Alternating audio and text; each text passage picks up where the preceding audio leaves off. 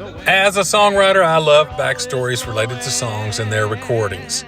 To All the Girls I've Loved Before was written in the early 70s by Albert Hammond and Hal David, and it was written with Frank Sinatra in mind, but he turned it down.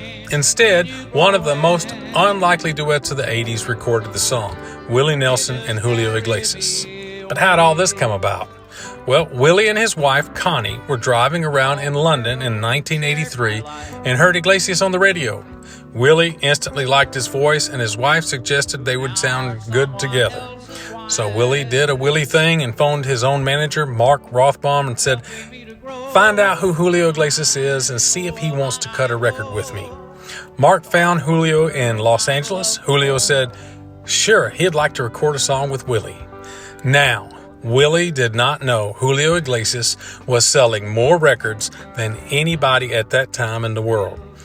But how did the song actually make it to Willie and Julio Iglesias? Well, producer Richard Perry had brought on Albert Hammond as an associate producer.